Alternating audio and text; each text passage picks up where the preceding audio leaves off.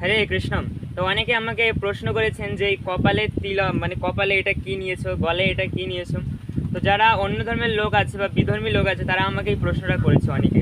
কেউ তো সুন্দরভাবে জিজ্ঞেস করেছে ভাই কপালে কি নিয়েছো, গলায় কি নিয়েছো। আর কেউ তো গালি গালি দিয়ে অনেক কিছু বলেছে। তো যারা গালি দিয়ে বলেছেন তাদেরকে বলছি, দেখুন, যেটা জানেন না, যেটা বোঝেন না, সেই বিষয়ে উল্টোপাল্টা কথা বলবেন না। প্রথমে জানেন বোঝেন তারপরে কথা বলবেন। আর দ্বিতীয়, যারা জানার জন্য বলেছেন তাদেরকে বলছি, এটা হচ্ছে আমাদের ভগবানের চরণধূলি, বা এটাকে বলা হয় তিলক। এই তিলক যদি কোনো ব্যক্তি বা কারো মাথায় থাকে তাহলে ভগবান বেশি সন্তুষ্ট হয় এবং আমাদের বুদ্ধি ভ্রমিত হয় না, এবং ভগবানের চরণে সর্বদা মতি থাকে।